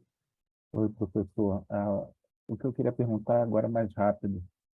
Voltando à radicalização, o senhor acha que é possível a gente associar a radicalização, vamos dizer assim, dos eleitores, eu acho, principalmente, com a lentidão, mas aí eu não estou falando em tom pejorativo, tá? Na lentidão do Estado em dar resposta rápida, vamos dizer assim, as mazelas que são geradas pelo desenvolvimento tecnológico. Aí eu não estou falando só na comunicação, mas falo da TI, propriamente dita, né? Que é galopante. Então, você não pode fazer essa... É possível fazer essa associação ou eu seria leviano se eu estivesse falando assim, não, a insatisfação dos eleitores em relação aos governos está ligada a essa, vamos dizer assim, essa falta, a demora na entrega, né, de um resultado, sei lá, de proteção de algum segmento que ficou vulnerável com alguma transformação tecnológica. É possível ou não? Obrigado. Tá ótimo. Tá ótimo. Posso ir, Alessandra? Nossa. Bom, vamos lá. Perguntas difíceis, né? Se eu tivesse resposta para todas essas perguntas. Eu vendo você falando, Alessandra, eu lembrei muito assim no início, né? Que no início, quando a gente começou a estudar a internet, a gente achava isso maravilhoso também, entendeu? Por quê? Porque a gente tinha um sistema de mídia muito concentrado na Globo, muito concentrado. A gente tradicionalmente tem um sistema de mídia hiperconcentrado. E aí a possibilidade de ter uma pluralidade maior do ambiente midiático, né? A internet trazia essa possibilidade de uma pluralidade maior do ambiente midiático. O que acontece na prática que a gente percebe? Uma partidarização muito grande da comunicação política no sentido chamado de jornalismo também. Né? Na verdade, as mídias que entram, elas entram com conteúdo muito mais partidarizado, digamos, do que as mídias anteriores, que faziam uma coisa mais catch-all, que a gente chama de mídia catch-all, que é tentando pegar o máximo de gente possível. Né? O digital, até por conta dessa lógica da segmentação, não está procurando o catch-all, ele vai em nichos específicos. O caso da Jovem Pan é um caso clássico, que é um caso de negócios em que um negócio midiático consegue reunir um público específico, né? Que tem visões específicas sobre a política e faz uma relação ali, estabelece uma relação, construindo um público específico, né?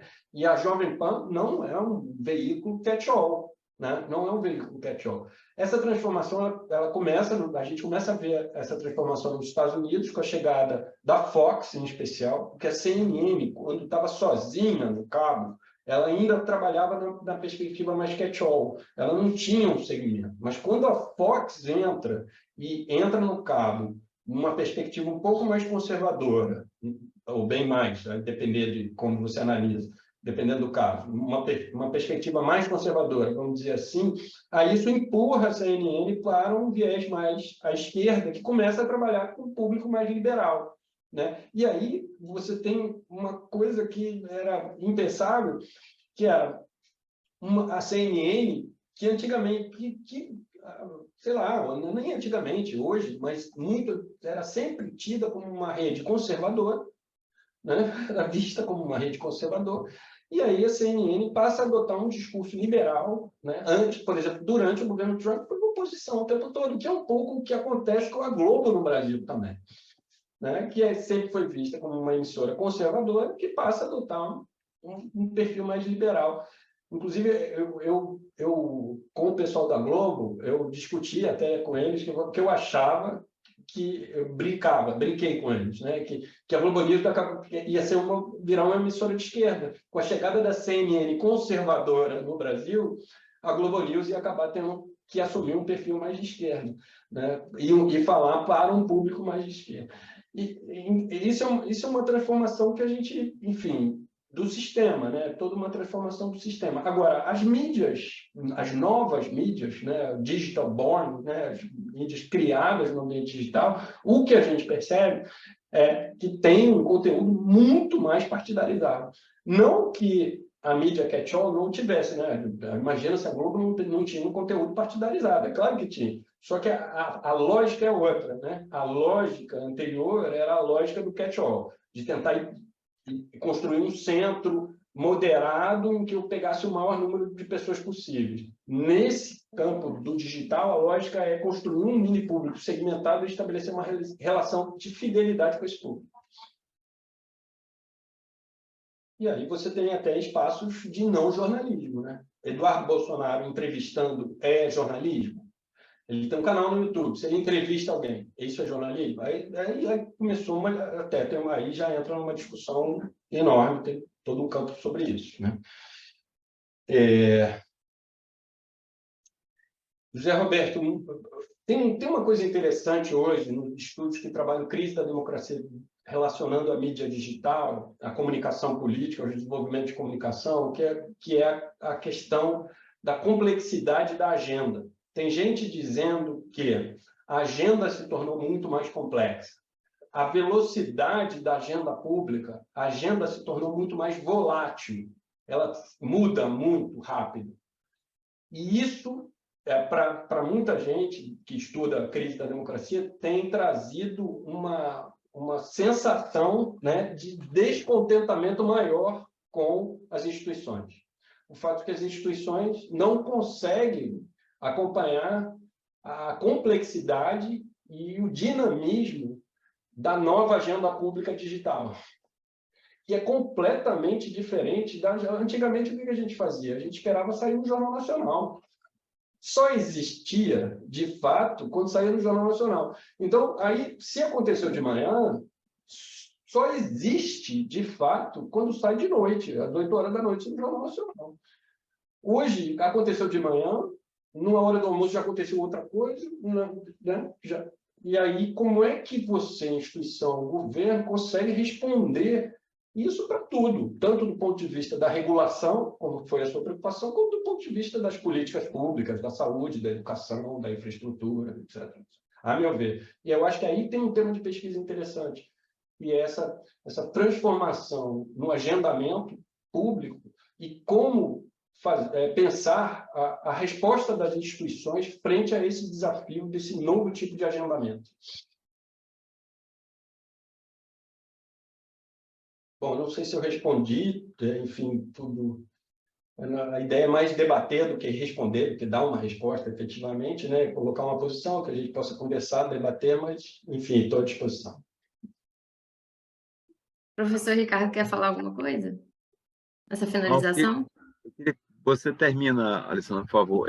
Só queria agradecer mais uma vez a presença aqui do Arthur e do Ituaçu, lembrar que o Arthur agora pertence ao programa também, tá integrando o corpo docente do programa de pós-graduação em Ciências Sociais, além, claro, daquele programa equivalente na comunicação, Departamento de Comunicação da PUC-Rio, né?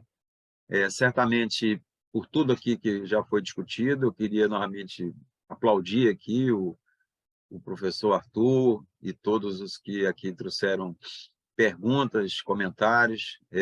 Acho que esse evento aqui, sem dúvida nenhuma, pode ter desdobramentos, tá certo? E acho também que o professor Arthur, quando, enfim, promoveu algum evento, ou relato ao tema daqui, ou aqueles que ele acha que são interessantes para o grupo de pesquisa, por favor, nos comunique que a gente vai divulgar, tá certo? Mas queria, novamente, agradecer muito a presença dele e passo a palavra para a Alessandra, nossa mediadora aí, que com muito brilhantismo conduziu esse trabalho. Obrigada. Eu agradeço participar aqui com vocês, eu adoro essa temática, eu sou suspeita para falar, e sinto também como jornalista que vem para o meio acadêmico, que as redes sociais me fazem curtir ainda, aproveitar essa parte do jornalismo, ainda participar bastante disso. Isso é muito bom. Quero agradecer ao professor, eu vi aqui no chat, como eu estou acompanhando direto, eu vi muita gente elogiando, gostando da apresentação. Acho que é uma temática que mais do que nunca é importante de ser trazida, não só para estudantes de ciências sociais, para pessoas ligadas à ciência política, à sociologia, à antropologia e à comunicação, como também a todo mundo, a todos os brasileiros e brasileiras que precisam ter acesso a essa informação. E passo a palavra para o professor Arthur para finalizar, e agradeço bastante, que o conteúdo foi muito interessante. Bom, Alessandra, eu fico feliz, agradeço muito o convite, é um prazer, né, poder estar aqui, dialogar, é um prazer poder estar no programa, e é isso, muito obrigado pela oportunidade de apresentar meu trabalho, debater meu trabalho, e agradecer a presença de todo mundo. Obrigado.